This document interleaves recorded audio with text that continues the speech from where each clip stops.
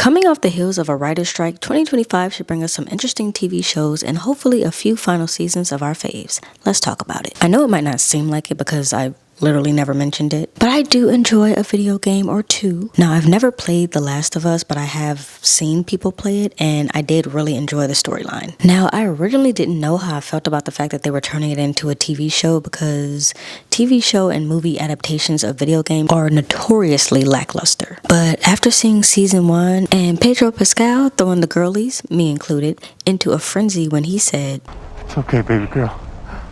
I got you. I got you." I think it's safe to say that I'm locked in with Pedro and this show. So if you haven't watched it for whatever reason, highly suggest The Last of Us. They did a fantastic job at keeping the show true to the game. It's essentially a 1-for-1 with the shots. Like, you can literally look at the shots in the live action TV show and find that exact same shot and scene in the video game. They did amazing. If anyone is ever going to turn a game into a TV show or a movie, The Last of Us is the blueprint. I am very excited for part 2 because I really want to see the Rat King, and they did such a great job on the bloaters that I just know they're going to do him justice.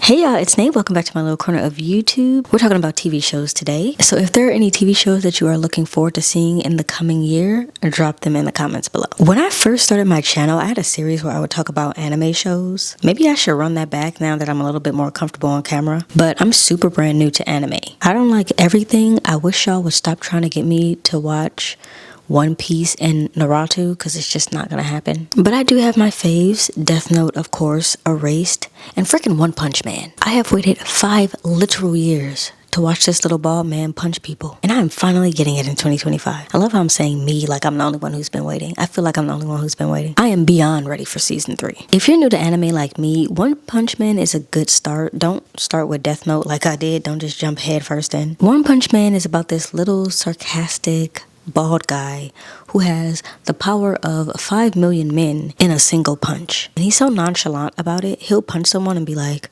"Bro, like, why are you on the floor? Like, I didn't even hit you that hard. Get up." What kind of parts have you installed on your body, Master? Don't use any.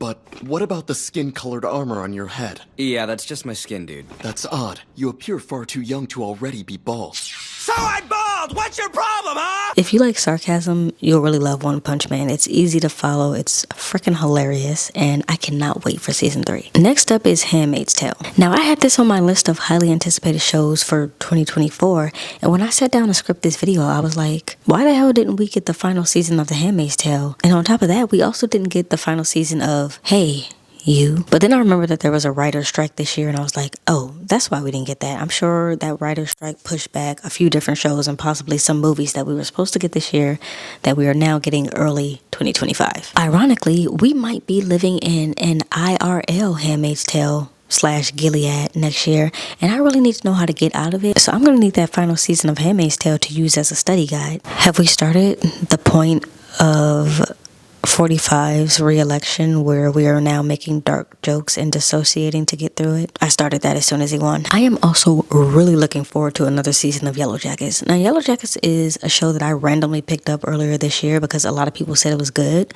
and so I was like, okay, I'll finally watch it. I did avoid it for quite some time because the one thing I knew about it was that it had a plane crash, or it had something to do with a plane crash, and I am already deathly afraid of flying, so I try to stay away from any TV shows or movies that are gonna like focus heavily on a plane crash because it's just gonna set my anxiety off. But once we got past that, the show was fantastic. It's almost like Lost, except the cast is high schoolers and they're also insane. Finally, I am obsessed with Black Mirror. I love anthologies in general, and Black Mirror is just such a great anthology. It's very bizarre, it's very technology based, so 21st century. We got a new season this year, and I've already watched that season twice at this point. If you've never seen Black Mirror, a while back I did a no spoiler review of my favorite episodes from each season, so if you're interested in it but you don't want it to be ruined for you, definitely check that out. I'll link it in the description and I'll put it up here. Again, just like with the movies, this is in no way an extensive list of what's to come in 2025. These are just some of my top of mind thoughts for TV shows that I'm really excited for. Let me know what shows you can't wait to binge next year, and I'll see y'all in the next video.